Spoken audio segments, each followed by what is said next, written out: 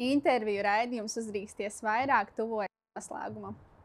Un šodien mēs filmēsim 10. epizodi. Iepriekšējās reizes aizkadros viesi bieži vien pieminēja to, kā tad ir radies šis stāsts par šo projektu un kā es pati esmu nonākusi līdz šī idejai. Līdz ar to nolēmām, ka šajā sērijā mēs parunāsimies ar mani, lai dzirdētu arī manu stāstu par to, kā es uzdrīkstējos vairāk.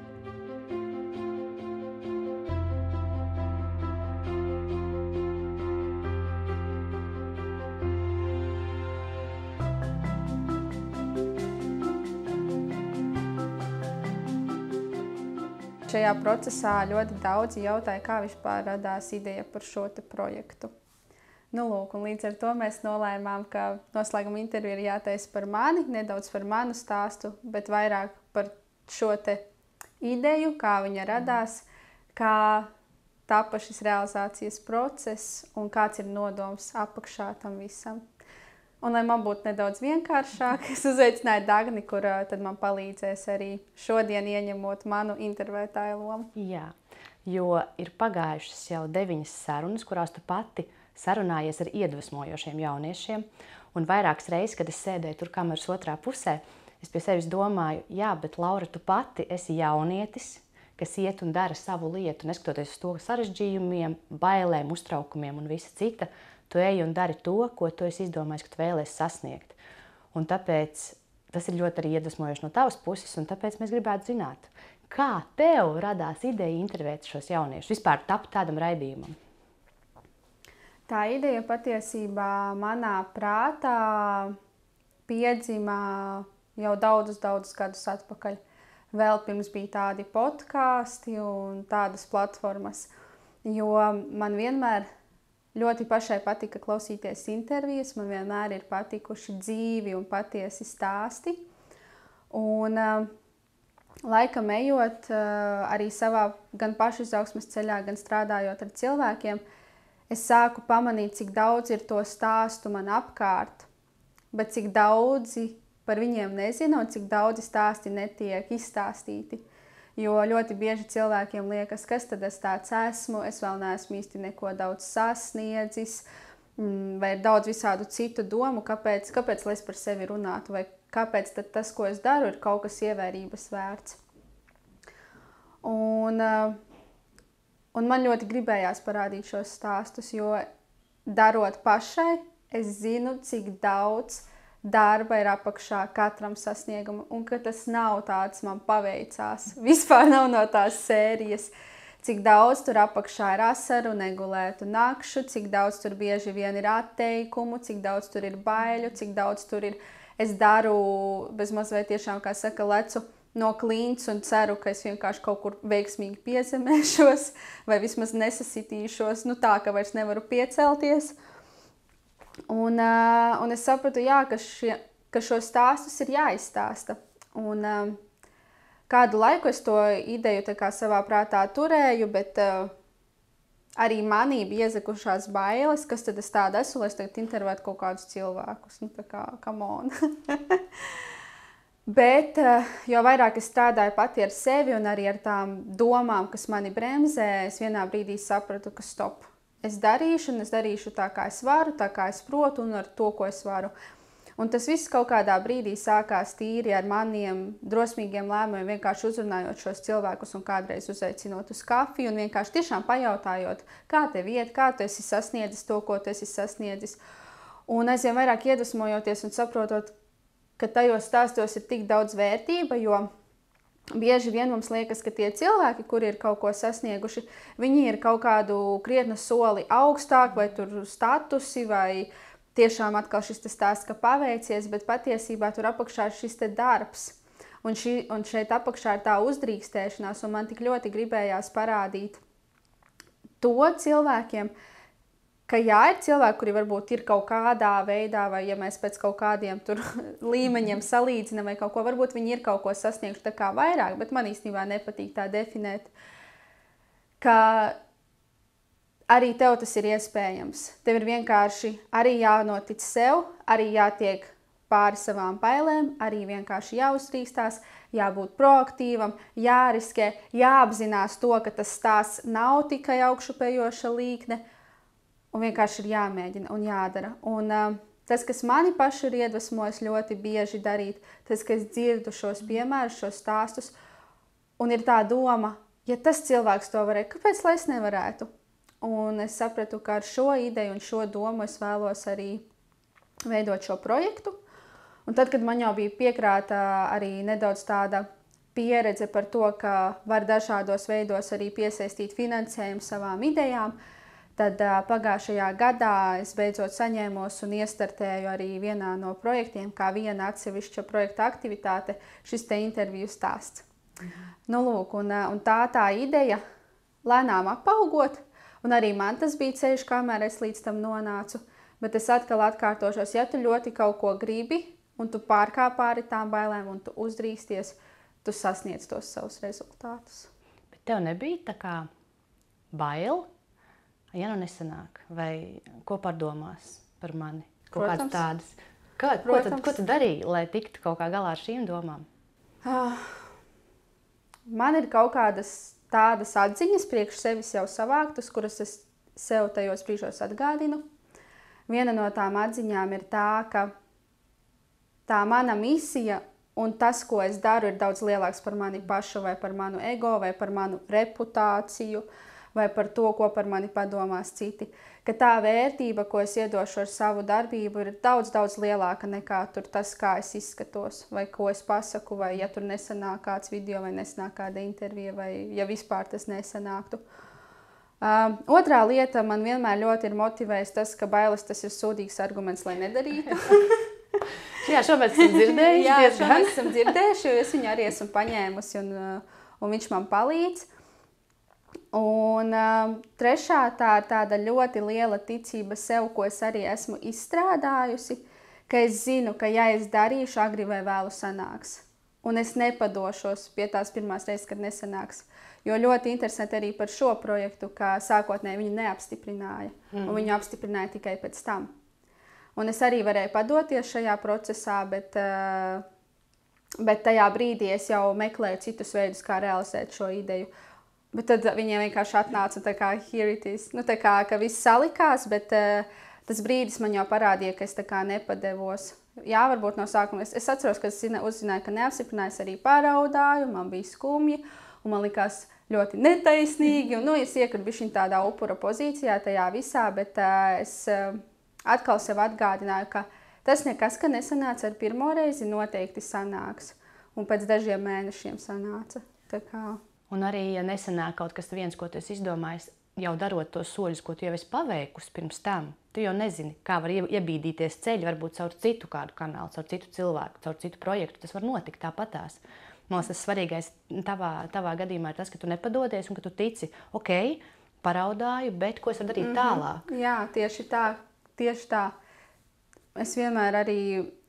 Tas, ko tagad es vienmēr paturu arī savā prātā, ka tad, kad man kaut kas nesanāk, vai tad, kad sanāk kaut kāds fuck-ups, es pāraudu, es esmu emocionāls cilvēks, es riktīgi ļaujos emocijām, es izraudos, un tad man nākamais ir jautājums, ok, kā šito varu izmantot, lai tomēr sasniegtu to, ko es gribu, vai dabūtu no šī vismaz labāku rezultātu, nekā tas ir tagad. Un tā domāšana par risinājumu meklēšanu, ne jau problēmas saskatīšanu, ir ļoti daudzreiz manā dzīvē mani izvilkusi cauri, un... Ne tikai šajā gadījumā, bet dažādās citās dzīves situācijās vienkārši izraut sevi aiz ausīm no tās bedres un meklēt to risinājumu. Jā. Nu, nepadoties iet un darīt, meklēt tos veidus, kur tu vari sevi realizēt. Jā. Lai tu dotu pienesumu citiem, jo es saprotu, ka tava tā vēlme ir, ka tu parādi citiem, cik dažādi, nu, vismaz pēc sarunām, ko mēs filmējām, es sapratu arī priekš sevis, cik dažādi var dzīvot cilvēki savas dzīves, ka nav tas viens scenārijs. Un, man liekas, tas izpaudās katrā individuālajā sarunā. Un tas ir tas, ko tu parādi citiem, ka var dzīvot arī tā un tā, un vēl ir tāds variants. Super! Tas ir viens no tiem apakšmērķiem, no tiem apakšnodomiem tam, ko es daru. Jo,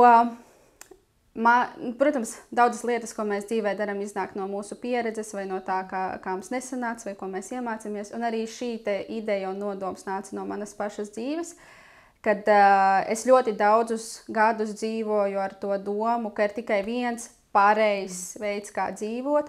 Un es zinu un esmu dzirdējusi, ka ir ļoti daudz cilvēku, kuri ir domājuši līdzīgi, tīpaši šis te sabiedrības tāds pieņemtais ceļš, kas ir skola, augstskola, darbs pēc profesijas augstskolā un pēc tam tu ej pensijā, teiksim tā. Un labākajā gadījumā tu vēl strādā ilgstoši tajā darba vietā vienā. Un es pati ilgu laiku dzīvoju pēc šīs te domāšanas, līdz vienā brīdī, patiesībā tas bija Covid laikā, es sāku pamanīt to, jo īpaši Covid laikā ļoti daudz cilvēku sāka parādīties interneta telpā. Tie, kas dara daudz un dažādas arī radošas vai cita veida profesijas. Un es sāku pamanīt to, cik daudz un dažādu veidu ir kā dzīvot, un ka nav tāds viens, un nav vispār tāda pareizā veida. Mēs paši cilvēki, mēs paši kā sabiedrība esam pieņēmuši to, ka tas ir kaut kāds pareizāks vai labāks, bet tā nebūtu nav. Un arī ar šiem stāstiem man gribējās tieši to arī parādīt, ka katram no mums ir savi sapņi, un mans sapnis nav labāks par tavējo. Viņš ir vienkārši mans, tāpat kā tavs sapnis ir tavs. Un gan mans sapnis, gan tev tavējais ir svarīgi. Bet tas, kā mēs viņus sasniegsim, arī var būt citiem ceļiem. Un galu galā tas arī dzīvesveids un dzīves filozofija, viņa var būt citādāk. Un neviena no viņām nav labāka vai sliktāka, viņas vienkārši ir dažādas. Un man ļoti gribējās parādīt šo dažādību, jo es zinu, ka cilvēki bieži vien jūtas pazuduši, tā kā es strādāju kā coach ar cilvēkiem, bieži vien cilvēki jūtas pazuduši savā ceļā, tajā, ar ko viņi nodarbojas. Jo liekas, ka ir šie te pareizie veidi, pareizās atbildes, bet tā nav. Tev ir jāklausa sevi, tev ir jāklausa tam savam iekšējam kompasam, jo tas ir pareizi priekš tevis, nevis priekš kāda cita. Tas ir kā šis ļoti labi sasaucās ar to, ko Daniels savā sarunā teica, ka tev ir jāklausa tiem procesiem, kas tev patīk, saprast, kas ir tas, ko man patīk darīt, nevis kas es gribu būt vai kļūt, bet ko man patīk darīt. Un to ir, man liekas, piemērs tam, ka tu dari to, ko tev patīk darīt. Un līdz ar to tas ceļš arī iet tajā virzienā, ka top raidījums un top citi tavi projekti. Tā kā process. Process tieši tā. Un man patiesi arī iedvesmoja tas, kad es pati redzēju, cik daudz ir dažādi šie veidi. Un arī, man liekas, tas ir ļoti palīdzoši tādā veidā, ka tu saproti, ka ir forši, ka cilvēks dara to, bet piemēram man tas neinteresē. Un es pārstāju sevi salīdzināt ar šiem cilvēkiem, jo saprotu, bet es nemaz negribētu šādi dzīvot, vai tieši otrādāk. Tu saproti, ka tu savā dzīvē kaut ko nedari tādu, un tu dzirdi, kā dara cits, un tev norezonē, un tu saproti, šis varētu būt līdzīgs ceļš, kuru es vēlos iet savā dzīvē. Un tas, man liekas, ir ļoti skaisti, ka šīs intervijas palīdz arī saprast, kas ar mani saskan un kas ar mani nesaskan, jo to mēs ļoti labi jūtam. Un tas ir tas, ko es jau esmu dzirdējis pirmajās arī atsauksmēs no raidījumiem, kas saka, super foršs tā cilvēka ceļš, bet es reāli sapratu, cik ļoti forši ir arī mans ceļš. Un tā iedvesma, ka tu sāc novērtēt to savu ceļu, to sava ceļa unikalitāti. Un man viena no mīļākajiem citātiem arī no intervijām ir tieši no pirmās mājas intervijas, ka ir forši skatīties, ko dara citi, bet vēl foršāk ir darīt lietas pašam. Man liekas, tas ir tik brīnišķīgi sasaucoties ar to viņas stāstu, ka viņa lepos, viņa ir priecīga un viņa ir super iedvesmota par to savu stāstu, bet tai pašā laikā atgādināt to, ka ir ok, ka tev ir pavisam cits stāsts, vai ka, piemēram, manējais tev nepatīk. Jo tāda galējā misija, kāpēc es vispār, man liekas, eksistēju šīs planētas, to, ko es esmu sapratusi priekš sevis šobrīd, es tiešām vēlos ienest cilvēku dzīvēs prieku un laimi un saprast to, ka mēs varam uzņemties atbildību par savu dzīvi, un tā atbildība ir superspēja, ar kuru mēs varam radīt tādu dzīvi, kādu mēs vēlamies dzīvot. Un es vienkārši vēlos dzīvot laimīgā, veselīgā un priecīgā sabiedrībā. Un patiesībā tas, kas arī daudz ir bijis, kad mēs braucam, piemēram, no filmēšanas mājās, un tas, ko mēs pārunājam, ko mēs katru paņēmām no sarunas, un tas, kas sasaucās to, ko tu tikko teici, ka mums jau ir izdevīgi, ka cilvēki ir laimīgi. Mums katram ir forši, apkārt ir laimīgi cilvēki. Un tas ir tieši tas, ka katrs iet un dara savu ceļu. Jā. Lieli. Un ja mēs vienkārši paši darītu to, ko mēs gribam, un atļautu citiem darīt to, ko viņi grib, man liekas, mēs būtu vismaz 50 reizes priecīgāki, laimīgāki un apmierinātāki. Un priecātos par to, ko dara citi. Jā. Tas ir tas arī, kad mēs spējam, ja tu esi priecīgs par sevi, tu arī spēj priecāties par to, ko otrs ir sasniedzis, ko dara. Tieši tā. Un tas ir absolūti tā iekšējā sajūta, tas iekšējais piepildījums, viņš vienmēr projicēsies uz āru. Un ja tu neesi apmierināts, tev visdrīzāk besīs, ko citi dara, tev triggeros, tu viņus centīsies kaut kādā veidā pazemot, tikai lai pats sajustos nedaudz labāks ar to dzīvi, kura tev patiesībā nepatīk. Un tiešām tāpēc, man liekas, ir svarīgi strādāt ar sevi un saprast, kas ir tas, ko es gribu darīt, kā es gribu realizēties šajā dzīvē, kā es vēlos realizēt tos savus talantus, ar kādu arī enerģiju, ar kādu veidu, jo atkal ir tik daudz mākslinieku, ir tik daudz uzņēmēju, un mēs arī dzirdējām tik daudzus stāstus, kur cilvēki varbūt ir uzņēmēji, viens no tādiem piemēriem, ka cilvēki ir uzņēmēji darbībā, bet katram ir pilnībā tā sava filozofija, kā pieiet tai uzņēmēji darbībai. Un kāpēc viņš to dara vispār? Jā, kas ir kāpēc viņš to dara? Vai peļņa, vai procesi, vai rezultāti, katram savs, jā. Es gribu pajautāt tev par, kas mani pašu interesē, vai tu varētu nosaukt ieguvumus? Ir pagājuši 9 sarunas, process patiesībā ir teju noslēdzies. Jā. Šī ir pēdējā, ko mēs filmējam. Vai tev ir kaut kādi izkristalizējušies ieguvumi, ko tu esi ieguvusi šo sarunu laikā, vispār projekta laikā? Es laikam tā nebiju par to domājusi tā ļoti strukturizēti, bet es centīšos teikt tagad pēc tās sajūtas, kas man nāk. Pirmais ieguvums noteikti ir tas, ka es pati sev vēl vairāk noticēju, apzinoties to, ka es patiešām varu. Otrā lieta, man tiešām fascinē, un es ticu, ka arī citus iedvesmos tas, cik dažādi ir šie ceļi, un tiešām saprast to, ka tas tavs ceļš ir svarīgs un vajadzīgs un vērtīgs, un tie tavi sapņi ir tavā galvā tieši tāpēc, lai tu viņus arī realizētu.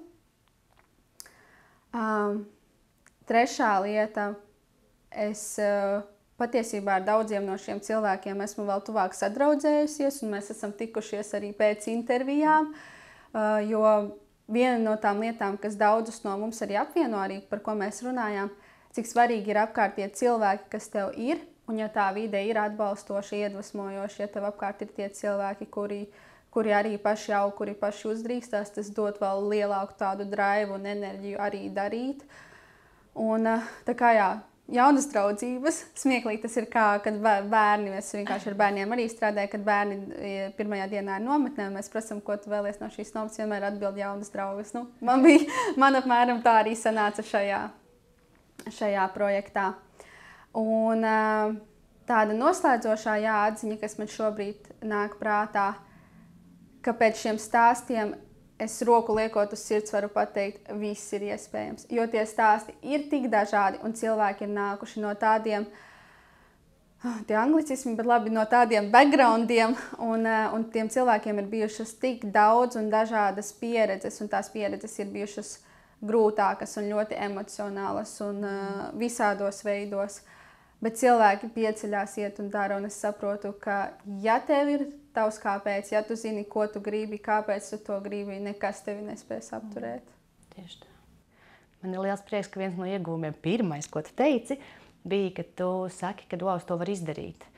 Jo tas, ko mēs arī ar tevi arī bijām nedaudz runājuši par to, cik svarīgi ir pašam sev pateikt paldies. Nevis tikai pārmest kaut ko, kas nav sanācis, kas nav izdevies, kas varbūt gribējās citādāk, bet pateikt sev, ka wow, es esmu malicis. Vispār, ka es uzdrošinājos, ka tu uzdrošināji šādu projektu veidot. Izgāja cauri visiem etapiem, kas bija vajadzīgi.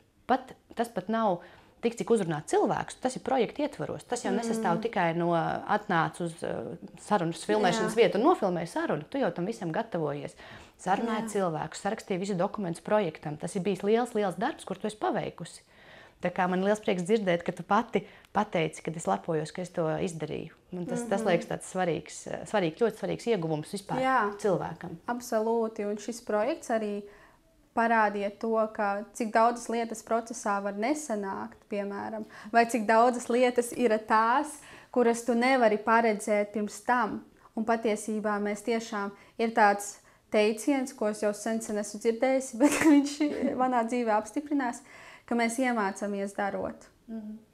Un bez tās darīšanas es nebūtu sapratusi ļoti daudzas lietas, kuras tagad es atkal, tas, ko es jau minēju iepriekš, varēšu izmantot arī tālāk savā nākotnē, lai darītu vēl kaut ko. Šis ir tas, ko es katru reizi pie tā sarunām sēžot aizkadrā, tā gaidīju, kurā brīdī. Tu vienmēr pajautā viesiem, un kas ir bijuši tie izaicinājumi, ar kuriem tu esi saskāries, un kā tu ar tiem tiki galā.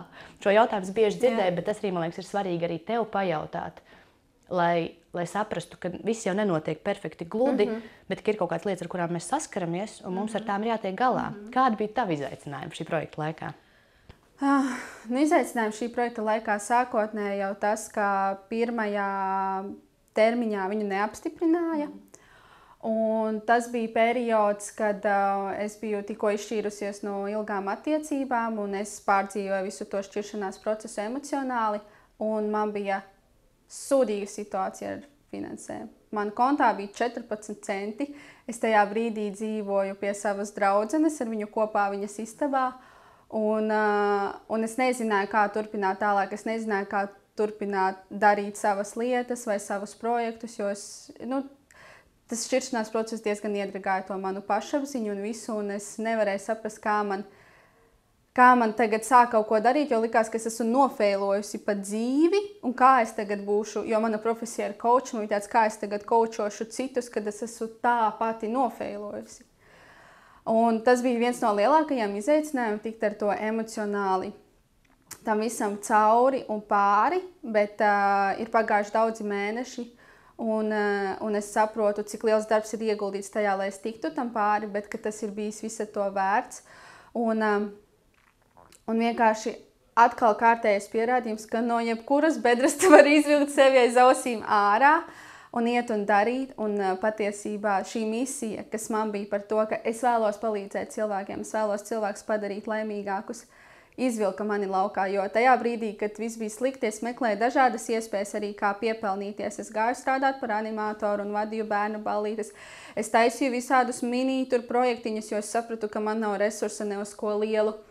Un tieši tas, ka es palīdzēju citiem cilvēkiem, un viņi pēc tam man sūtīja atsauksmes par to, kā viņiem uzlabojas dzīve. Mani tur tā brīža jaunie coachinga klienti, ar kuriem es nestrādāju lielos apjomos, bet es godīgi arī atzinu, ka es varu strādāt ar mazām lietiņām šobrīd.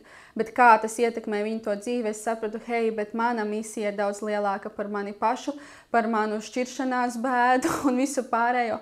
Un es sapratu, ka šis bija sūdīgs, šis riktīgi sāpēja, un ja varētu, es negribētu šo piedzīvot.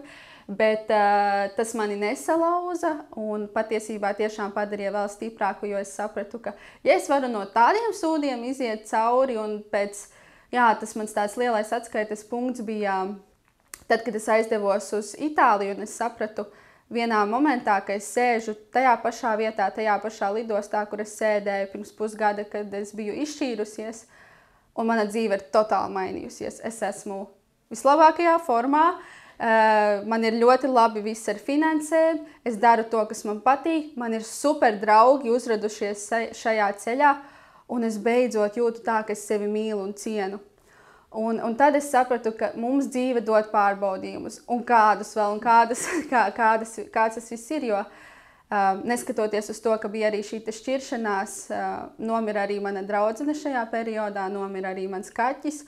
Un man tiešām likās, kas vēl tā kā notiks. Bet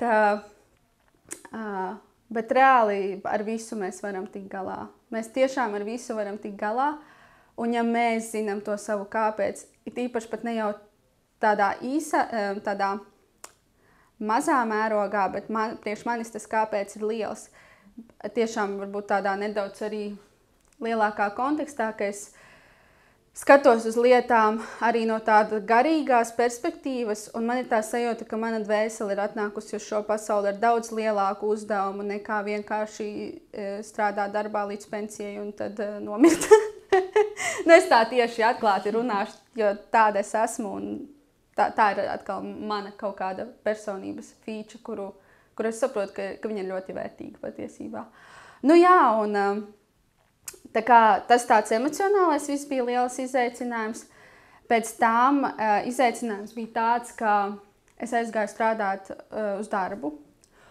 Es aizgāju strādāt uz darbu? Jā, Tas viss, ko tu citu dari, tas tavu darbs, bet es aizgāju strādāt uz darbu. Uz tādu algotu darbu, jā. Jā, jo īstenībā tas ir ļoti smieklīgi, ka visi mani projekti, es viņus nekad nesaucu par darbu. Es saku, ka es strādāju, to vārdu kaut kā es izmantoju, bet kaut kā priekš manis vārds darbs liekas, varbūt arī es tam esmu piedevis kaut kādu nozīmi, bet priekš manis tas liekas kaut kas tāds tā kā... Grūtuma sajūta? Ne grūtuma sajūta, bet tas ir kaut kas tas, ko tu dari, kas tev nepatīk. Tas ir interesants, jā. Es patiesībā tikko to noķēru, man laikam būs ar šo jāpastrādā vēl savā prātā, bet nu jā, ļoti, ļoti interesanti. Bet, nu jā, es aizgāju uz to darbiņu, tajā brīdī tā likās ļoti laba iespēja, un tas bija saskaņā ar to, ko man patīk darīt, līdz ar to man likās, ka šis varētu būt tas darbs, kurš man patiks, jā, izejot no tā iepriekšējā konteksta. Un tur bija arī tādi savi izaicinājumi, ka tā ir jauna vide, tev ir atkal jāpielāgojas, ir kaut kādi citi spēles noteikumi, kā tur viss notiek, un paralēli sākās šis te interviju projekts, kā to visu salāgot ar darbu, kad tur izbrīvot kaut kādu laiku, lai filmētu, un tas nebija nemaz tik viegli, un sākās kaut kāda arī vainas sajūta par to, ka es īsti neveltu laiku ne šim interviju projektam, ne darbam, nu tā kā es veltu gan vienam, gan otram, bet nebija tā sajūta, kas to darītu kvalitatīvi, tā kā no visas savas sirds uz to maksimumu. Pēc laika es tomēr sapratu, ka es vēlos tomēr iet atpakaļ tajā ceļā, kur es strādāju un daru savas lietas, savus projektus un tās savas idejas. Un tas man atnāca patiesībā otrās intervijas laikā. Es atceros. Kad mēs intervējām Samantu, kur es stāstīju par savu pieredzi aizejot prom no algota darba, kur arī viss no malas izskatījās skaisti un labi, bet viņai iekšā bija tā sajūta, ka tas nav tas, ko es vēlos darīt. Un tāda līdzīga sajūta arī bija man. Es ļoti daudz ko tajā darbā ieguvu un iemācījos pat to īso laiku, bet bija tā kaut kāda sajūta, ka šī līdz galam nav mana vieta. Un atkal nākamais izaicinājums drosme to pateikt un aiziet projām no tā darba, jo es nostrādāju vien pāris mēnešus un es saņēmu dažādas piezīmes no cilvēkiem par to, kur tad es atkal tur skriešu un lekšu, un vai tad es neatceros, kā man bija ziemā, un visādas tādas atsauces, kas bija tādi pārbaudījumi. Bet laikam jau pa šo laiku es biju atkal atgriezusi to ticību sevī, ka es zinu, ka es varu tikt ar visu galā. Un jā. Tie bija tādi lielie posmi, un tad pašā filmēšanas procesā arī bija daudz un dažādas lietas, kad mums pirmā intervija, kuru mēs uzfilmējām, skaņa reāli nobruka un vienkārši neierakstījās. Jā. Vai arī citas kaut kādas lietas, kad es saprotu, ka man pietrūks laika, lai kaut kādas lietas samanedžētu, vai bija cilvēki, kurus es uzrunāju, un viņi piekrīt, bet viņi pēdējā brīdī atlec, un tad man ir jāmeklē jauni cilvēki, kurus intervēt. Tāpat bija arī tas, ka bija viens puisis, ar kuru mums bija sarunāta intervija, kura stāstu man arī ļoti, ļoti gribējās izstāstīt. Bet viņš visu laiku teica, jā, mēs komunicējām vairākus mēnešus, tur visu laiku nesanāca salikt datumus, un vienkārši beigās viņš sāka mani ignorēt un vairs neatbildēt. Un arī tāds, ka tu sajūties tā kā nedaudz bēdīgi, ka tu esi tik daudz laika ieguldījis, lai to darītu, un ka tu patiesībā gribi darīt labu, bet varbūt otrā pusē cilvēks varbūt ir nobijies, varbūt cilvēks otrā pusē tiešām viņam nav laika, viņam tā nav prioritāte, un spēt to pieņemt un saprast, ka tas arī ir ok. Un tas nav stāsts par tevi, bet tas par to otru cilvēku un par to, ko mēs nezinām. Par to, ko mēs nezinām. Varbūt tiešām viņš dzīvē šobrīd iet kaut kādam grūtam posmam cauri, un viņam kaut kādā intervijā piedalīties ir pēdējais, ko viņš grib darīt. Un tas nenozīmē, ka tā kā viņš atceļ, ar Lauru, es ar Lauru negribu runāt. Pieņemt, ka tas pilnīgi ok. Tieši tā pieņemt tādas lietiņas. Nu jā, un arī tās bailes, kas bija pirms tām intervijām. Vienas no tām bailēm bija uzrunāt piemēram dažus atsevišķus cilvēkus, kas ir varbūt tādi jau atpazīstamāki sociālajos tīklos. Un tad arī tā liekas, kā tad es viņu tur uzrunāšu, bet es saprotu, ka es gribu to stāstu izstāstīt, es viņu kaut kur esmu dzirdējusi, vai kāds man ir ieteicis šo cilvēku. un man ļoti gribās izstāstīt šo stāstu. Un tad arī pārkāpt tām savām bailēm un rakstīt. Un patiesībā pēc tam saproti, ka, hei, bet atkal tu varbūt kaut kur domā, ka tas cilvēks kaut kur augstāk, bet tad, kad tu sāc runāt ar to cilvēku, un tīpaši caur visu to intervijas procesu, tu saproti, ka tev pretī sēž vienkārši cilvēks, kurš vienkārši arī tic un uzrīkstas saviem sapņiem.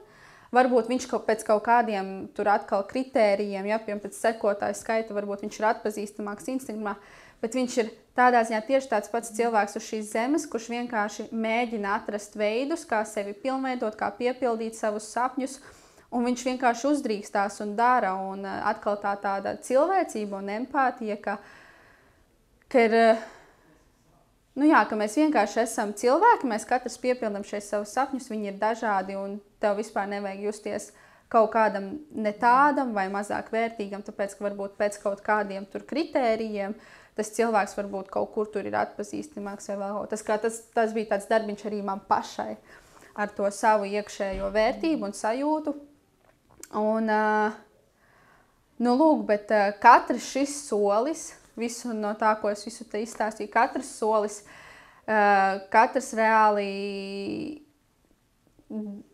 katrs tas brīdis, kad es pārvarēju tās savas bailes, aizvien vairāk un vairāk lika man noticēt pašai sev, šai idejai, tām, cik svarīgi ir tas, ko patiesībā mēs darām un cik iedvesmojoši tas var būt daudziem citiem.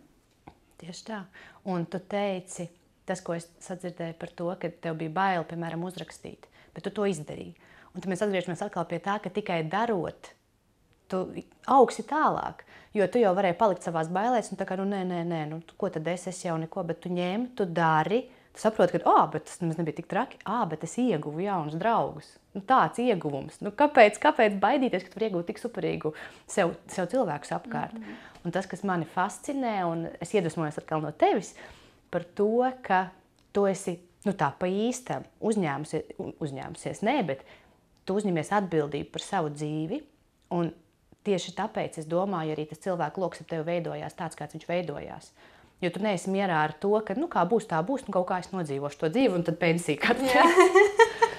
Bet tu uzņemies atbildību, jo tu gribi dzīvot tā, kā tev gribās. Un līdz ar to arī tie cilvēki apkārt, es pat redzu, ka tev ir tik iedvesmojoši arī cilvēki šobrīd apkārt, cik forši, un tas, man liekas, tev iedod vēl vairāk to drosmi darīt lielākas lietas. Tā, ka forši. Tu esi tas jaunietis, kas iedrošina, iedvesmo. Tu pat esi lielisks šī raidījuma viesis, jo tu ar savu stāstu iedvesmot arī citas darīt. Paldies. Man to ir ļoti silti dzirdēt, jo ir ļoti skaisti, kad tev pasaka komplimentus, ka tu labi izskaties, bet kad tev pasaka komplimentus par tavu personību vai tiešām saskata vērtību tajā, ko tu dari, tas ir daudz patīkamāk.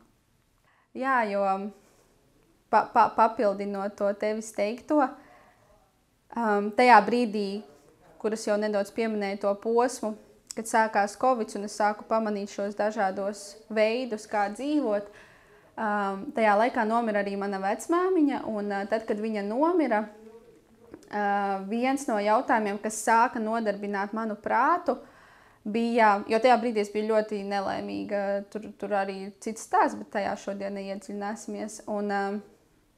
Un es jautāju, vai tiešām šis ir tas veids, kā es vēlos nodzīvot savu dzīvi šajās sajūtās. Un tad man atnāca tāda sajūta, kā, jā, Dievs visums, kas kam tic, bet es ticu, ka kaut kas augstāks ir mūs radījis šeit uz pasaules. Ja man bija jāatnāk uz šīs pasaules, lai es dzīvotu ciešanās, it doesn't make sense. Tā kā tas liekas tik stulbs nodoms, tā kā, lai es, piemēram, pati persona, lai es ieguldītu enerģiju, lai kādam liktu dzīvot ciešanās, priekš manis tam nav nekāda loģiska izskaidrojuma. Un tad es centos ieklausīties sevi, un es saklausīju to, teiksim, tādu savu kaut kādo iekšējo patiesību, tajā, ka es esmu atnākusi uz šīs dzīves, lai būtu laimīga. Un tad, kad pie manis atnāca šī atziņa, es arī sāku uzdot sev šos jautājumus, kas priekš manis ir laime. Un es esmu nonākusi pie vienas no atbildēm, ka laime ir būt sev pašai.